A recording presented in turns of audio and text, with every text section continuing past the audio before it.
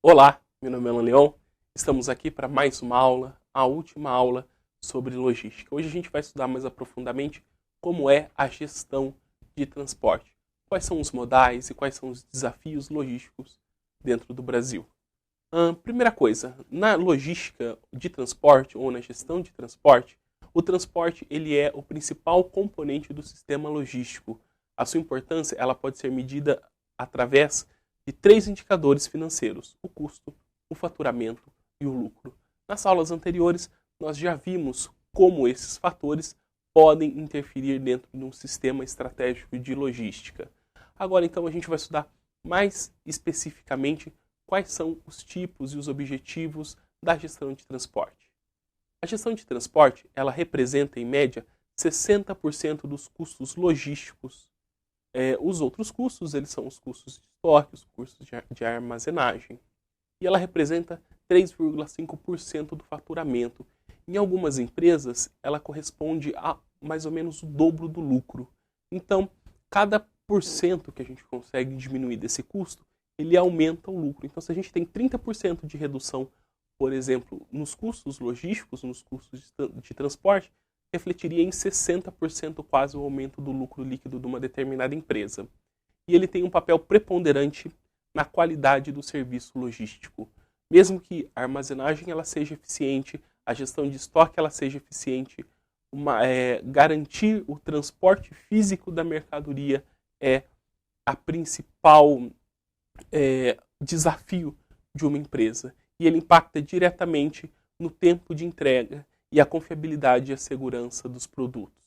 Então, de tudo que a gente estudou na logística, o mais importante e o mais difícil de gerir é a logística de transporte. Por isso que, às vezes, quando a gente, uma determinada empresa, uma determinada pessoa fala assim, eu trabalho com logística, o nosso pensamento é direto no transporte de mercadoria.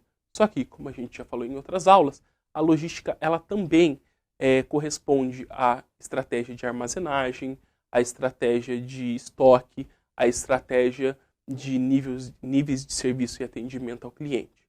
Tá bom? Então, não confundam logística só com transporte, mas o transporte é a atividade mais importante da logística. As decisões estratégicas que a gente toma em relação ao transporte é a primeira coisa: escolha dos modais de transporte. Ou seja, por onde eu vou levar fisicamente a minha mercadoria, qual é o meio que eu vou utilizar. E a gente vai estudar daqui a pouco quais são esses modais. Depois, as decisões sobre propriedade da frota. Então, é mais interessante que a frota seja da empresa ou que a frota seja terceirizada. Isso depende da característica de cada produto. Também seleção e negociação das transportadoras, caso eu opte por uma frota terceirizada.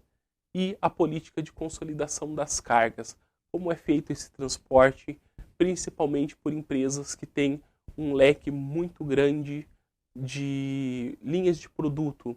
E uma linha pode interferir na outra em questão de peso, em questão de espaço de armazenagem, de volume, ou a característica de um determinado produto que não pode, por exemplo, ficar perto de um outro produto, porque ele pode ter pegar o cheiro, ou ele pode ser tóxico.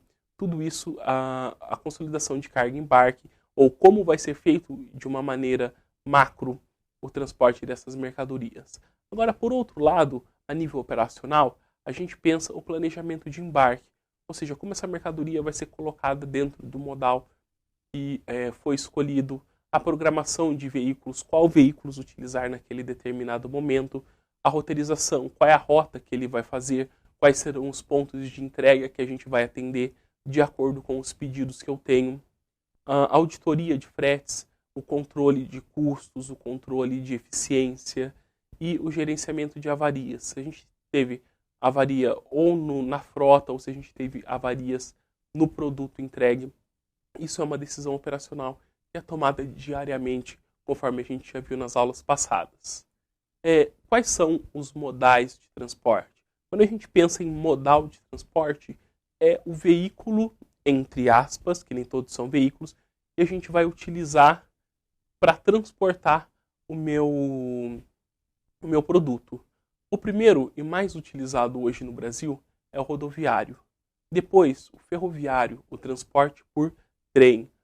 Depois, o aquaviário. Ele pode ser tanto o transporte por rio, o transporte aquaviário por mar, ou a cabotagem, que é o transporte por mar, só que entre portos próximos, sem necessariamente entrar em águas profundas. E também o transporte dutoviário, que é por dutos, que tem umas características bem próprias que a gente vai estudar lá para frente. E por último, o transporte aéreo, que é por meio de aviões. O primeiro que a gente vai estudar é o rodoviário. Vamos lá. Qual que é a principal característica do modal rodoviário? Primeiro, o transporte ele é um meio ou um modal transportador de média distância para produtos acabados e semi-acabados. Ele tem a vantagem no porta a porta e ele não exige carregamento e o descarregamento entre o destino e a origem. Por que porta a porta? Porque nós conseguimos com o modal rodoviário chegar até o depósito ou até o armazém do meu cliente. E ele não precisa uma característica própria, por exemplo, de descarregamento, como seria num porto. A gente precisa de uma estrutura própria para que ele descarregue um navio. Isso demanda um tempo e um custo a mais. Outra característica, alta velocidade, frequência e disponibilidade do serviço. Nós temos uma grande quantidade de caminhões. Claro que a velocidade dele é regulamentada nas vias, só que a gente consegue, em comparação com os outros modais, que essa velocidade ela seja alta, frequente e nós temos uma garantia maior do atendimento. Então, salvo raras exceções, eu sei que o meu caminhão ele vai sair do meu armazém mais ou menos uma X hora, o tempo de percurso é X, então ele pode estar lá no meu cliente daqui a numa determinada frequência e com uma hora, com um tempo estimado muito mais garantido. Ele também tem uma grande variedade de veículos para diferentes tipos de carga. Então nós temos caminhões que transportam grandes quantidades, até esse transporte ele pode ser feito numa picape, ele pode ser feito até num carro de passeio, num carro adaptado, dependendo de uma quantidade de mercadoria a ser transportada. Nós temos, por exemplo, na capital, na Grande São Paulo, não pode entrar dentro da capital caminhões muito grandes. Eles têm um limite de peso de caminhões. Então, geralmente a entrega ela é feita em grandes caminhões até centros próximos à capital. Nesses centros são divididos em caminhões menores e esses caminhões levam as mercadorias até o seu cliente. Dá para consolidar o frete, basta completar a carga. Então, de acordo com o tamanho do meu caminhão, do caminhão que eu escolha, é muito mais fácil eu completar a carga, ou eu posso, se a carga utilizada usa X ou metade do caminhão, eu posso, respeitando as características de produto, colocar uma outra carga sem que necessariamente eu interfira na qualidade do transporte. E também o pequeno tempo de carregamento e descarregamento em relação ao tempo de trânsito. Então, se um caminhão ele tem 7 horas, por exemplo, uma jornada de 7 horas de transporte, quando ele chega na empresa, se ele foi bem acomodado, se o produto está paletizado de acordo com as características logísticas que a gente já estudou nas outras aulas, o tempo de descarregamento ele é relativamente rápido em relação, por exemplo, ao tempo de descarregamento de um navio de grande porte, ou o tempo de descarregamento de um comboio de trem. O modal ferroviário ele é um transportador de longo curso e movimentador lento de matéria-prima e manufatura de baixo valor. Então, quando a gente pensa em transporte por trem, principalmente, a gente está pensando no quê? Ou commodities agrícolas, produtos agrícolas, ou produtos minerais, ferro, minério de ferro, ou produtos que são principalmente matéria-prima de baixo valor agregado. Por quê? Porque nós precisamos de uma grande quantidade a ser transportadas com um custo relativamente baixo por unidade de transporte.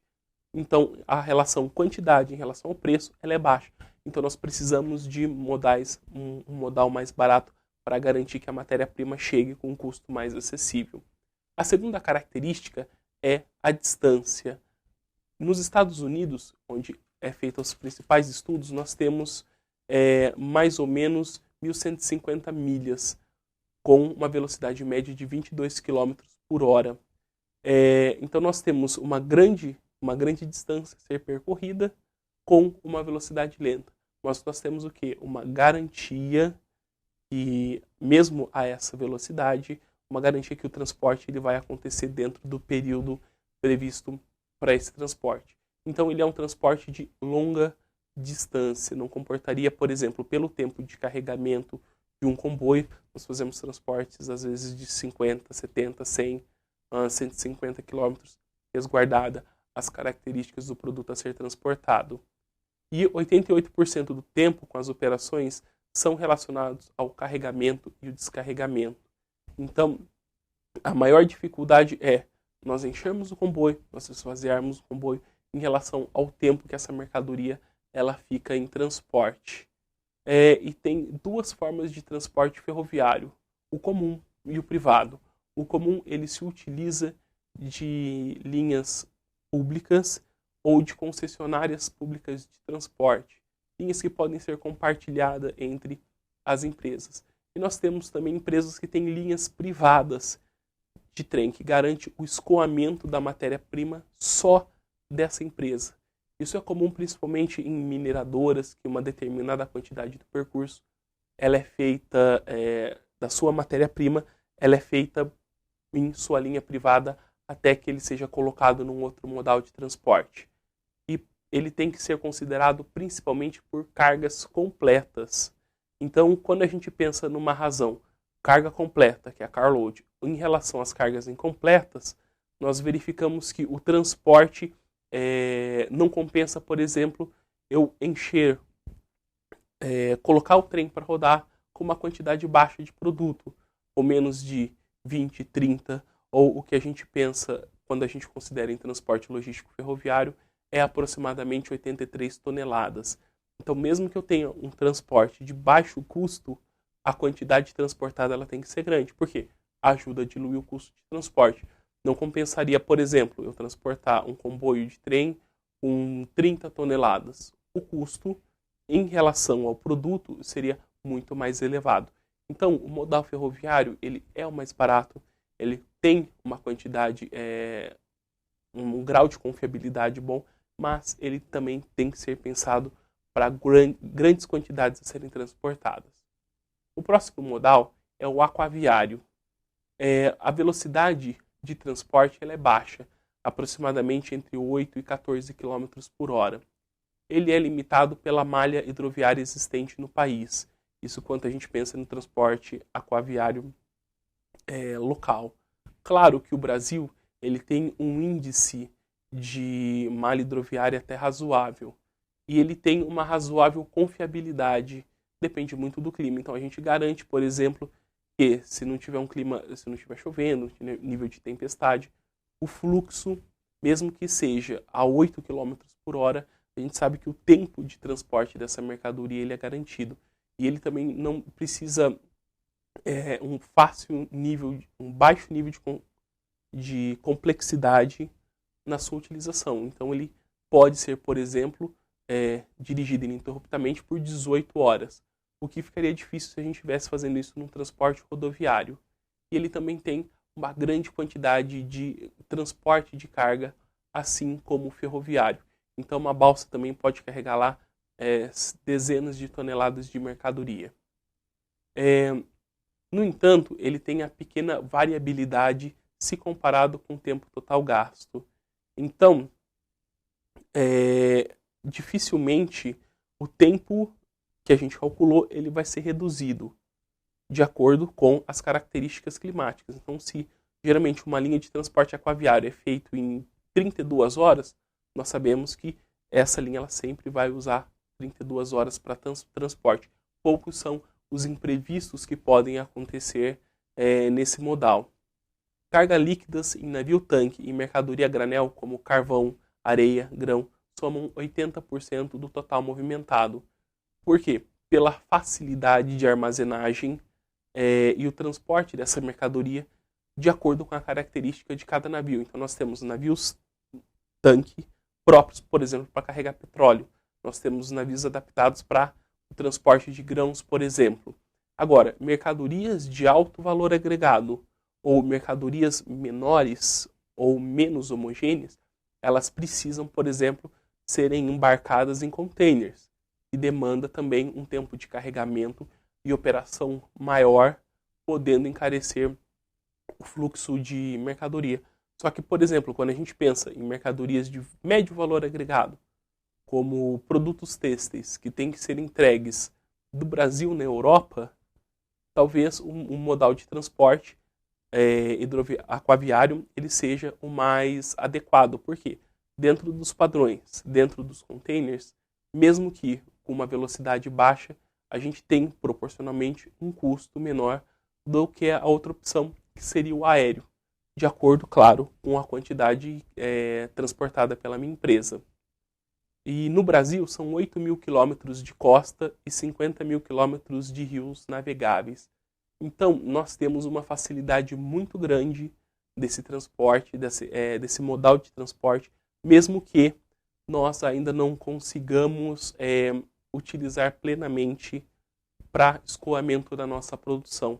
Mas, claro, isso demanda o quê? Estrutura de portos, isso demanda um investimento muito grande em navios e, principalmente, a consolidação desse modal de transporte. Um outro meio é o modal dutoviário. Ele é um serviço extremamente limitado, basicamente petróleo cru e seus derivados. Nós temos, por exemplo, o duto Brasil-Bolívia, que transporta gás, ou os dutos que transportam petróleo até o Porto de Santos.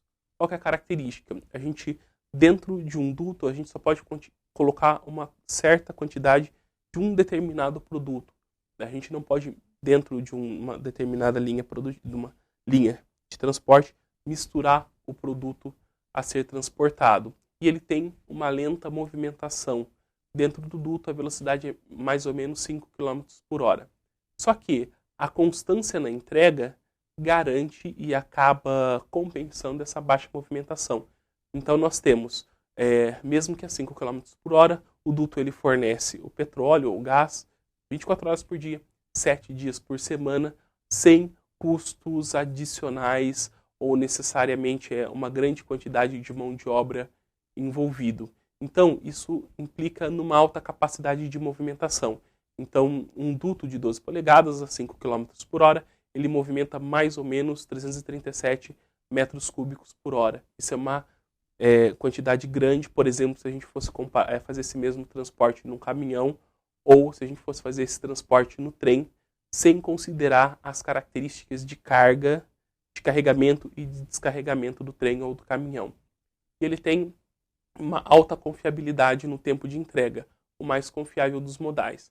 Então, as quantidades de intempéries que afetam o duto são muito menores. Eles não estão relacionados a trânsito, a clima, a questões da pessoa que está operando o modal de transporte. Então, ele é garantido dentro da característica daquele produto que ele foi pré-selecionado para ser transportado.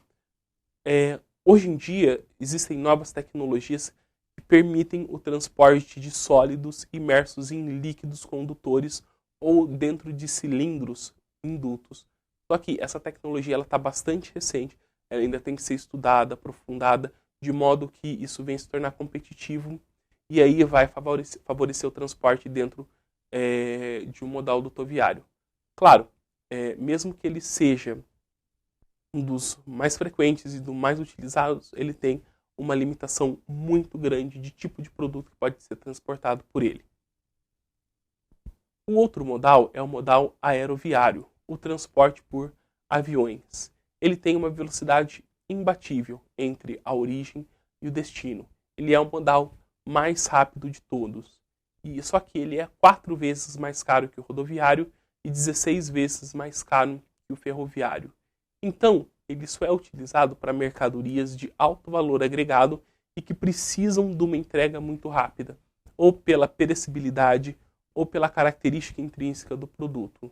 Ele tem uma média disponibilidade, mas uma baixa consistência na entrega. Por quê? Porque os transportes por voos eles estão relacionados à disponibilidade de voo por parte da agência operadora, pelas características dos aeroportos e das linhas aéreas pré-existentes. E também tem uma alta restrição de capacidade. As maiores aeronaves, por exemplo, elas suportam entre 125 a 150 toneladas. Então, nós não podemos transportar uma grande quantidade de produtos. Isso limita o tipo de produto que pode ser transportado ou encarece muito o frete de determinados tipos de produto. A grande disponibilidade e regularidade das aeronaves de porte nas principais rotas. Isso caracterizando, por exemplo, as linhas aéreas comerciais ou as empresas que já têm uma pré-definição ou trabalham especificamente com transporte aéreo. Poucas empresas privadas elas têm uma linha de transporte aéreo só para os seus produtos. Isso é muito peculiar. Por quê? Porque o custo envolvido tanto na manutenção quanto na aquisição desse modal de transporte é muito grande. E a expectativa de redução do frete com as novas tecnologias e as novas concorrências. Então, do mesmo jeito que nos últimos anos o preço das passagens aéreas diminuíram para os consumidores, o preço do frete tende a diminuir. Claro, de acordo com o país, de acordo com a característica do produto ou da região a ser entregue. Se nós compararmos todos os modais, põe na tela, por gentileza.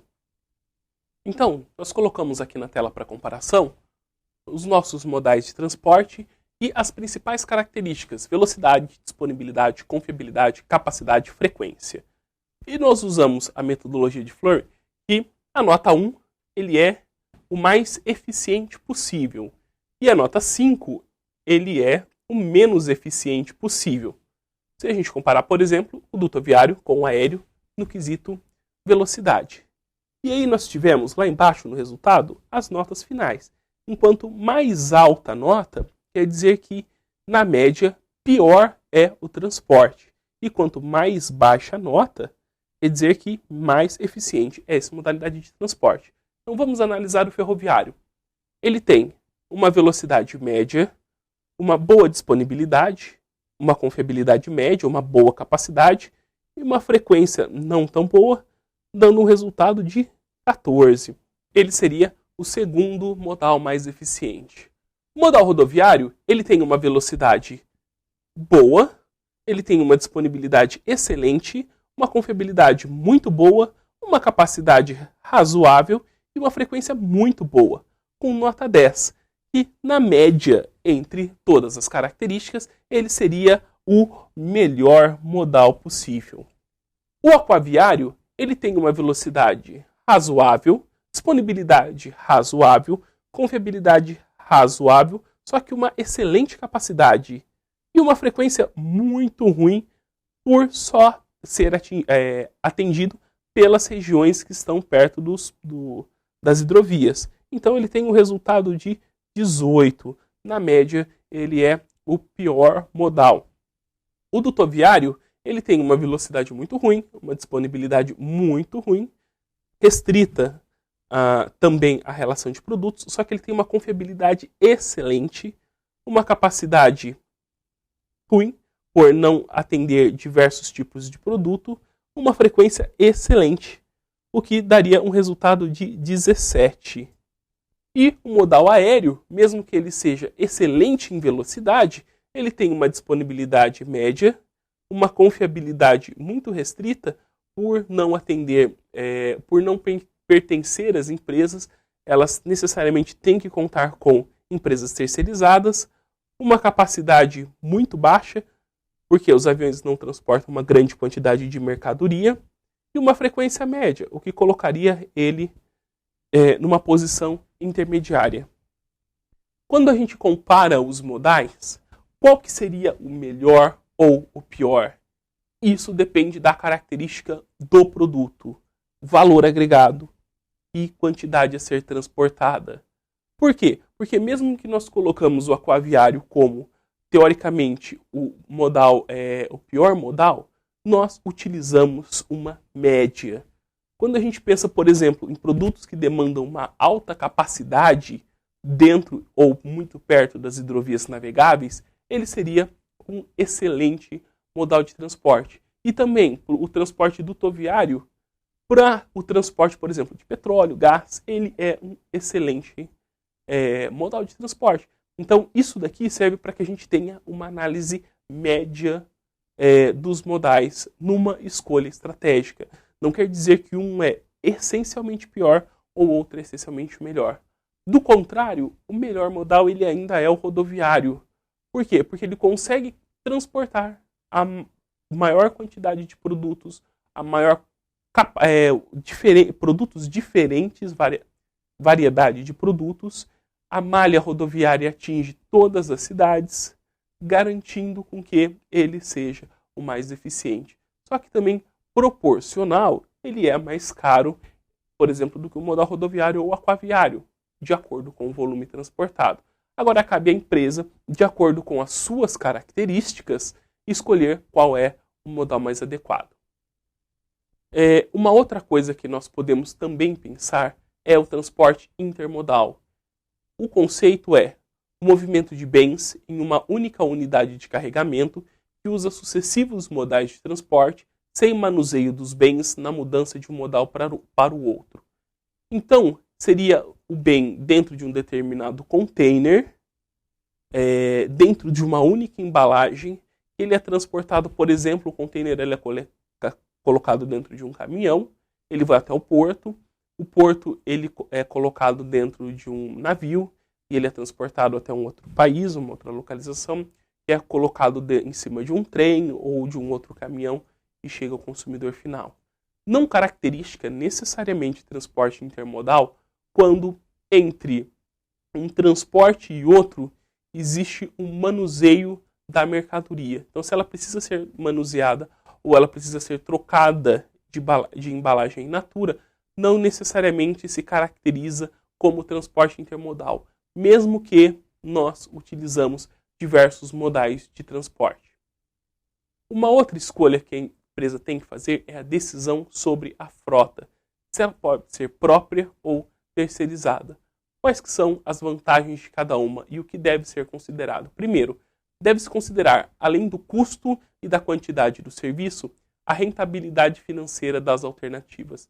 Qual é mais barato? Eu fazer um investimento e ter a minha frota de caminhões ou carros, ou, de acordo com a minha capacidade produtiva, meu volume produzido, terceirizar isso e não ter todos os custos variáveis dessa frota.